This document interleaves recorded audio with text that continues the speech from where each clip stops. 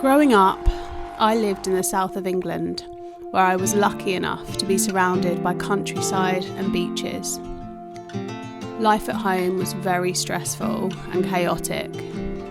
My amazing brother is profoundly special needs, and my parents also fostered special needs children throughout my entire childhood. Life at home was extremely loud, busy, and upsetting. And I guess that's where my love for the quietness of the countryside first began.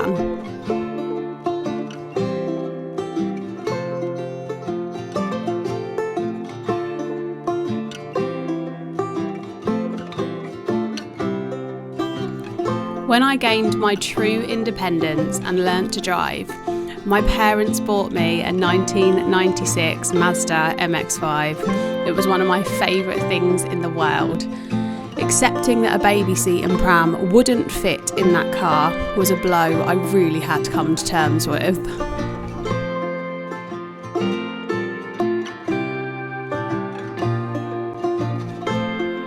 You would often find me driving along the country lanes, the winding roads of Beachy Head, or the hills of the Lookouts at the weekend. It was my little escape, my green little piece of quiet and solitude. On my walks in the countryside, I would often come across dainty little cottages with smoke bellowing from the chimneys and muddy welly boots outside. I would always walk by smiling with the hope that one day I would be lucky enough to have this lifestyle.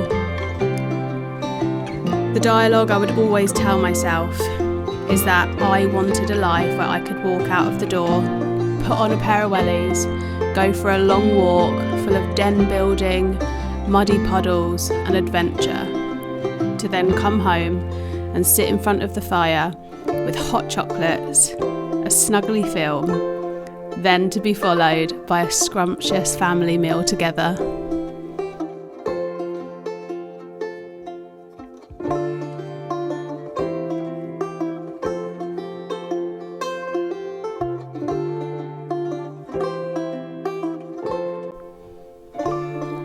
Somehow, at 30 years old, here I am, living a dream I've had since I can remember.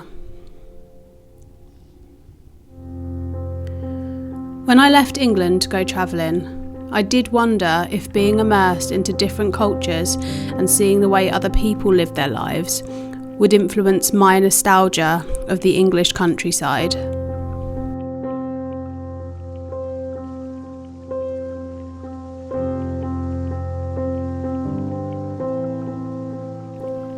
After travelling and living in Asia and Australia for a year, I moved to New Zealand for 2 years.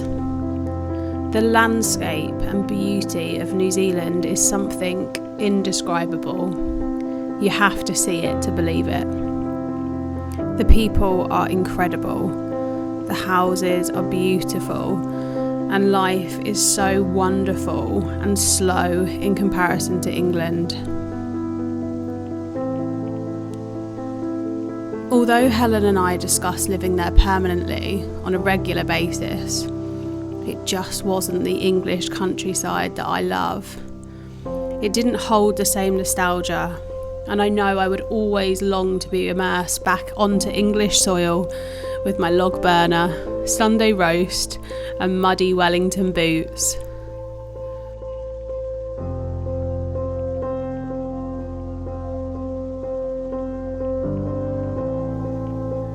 The fact that I can now walk out the door in my pyjamas, my hair screwed onto the top of my head with a barren hairband I've just found lying around, and walk for miles knowing I won't see anyone, is everything I've ever wanted. I've never been one for fashion or expensive things, so a pair of comfies, an oversized coat and some wellies is perfect for me.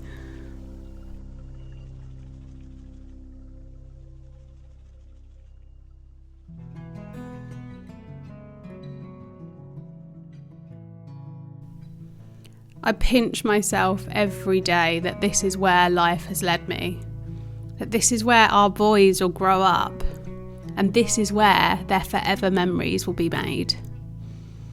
I'm so thankful and grateful to Helen. Ultimately, she is the person that enabled this to happen. Dragging Helen back from New Zealand was a massive challenge in itself.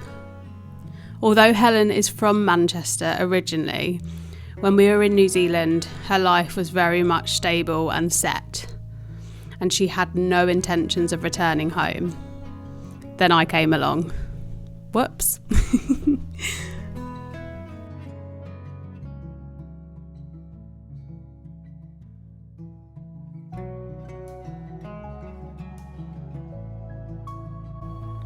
But somehow, here we are, with our beautiful little boy and one on the way. Our log burner, muddy wellies at the door, and hot chocolate in abundance. We are so blessed and so lucky. I am cherishing every single second of this fresh air and these open fields that surround me. I am excited for the future and can't wait to create wonderful memories of my family here at the cottage.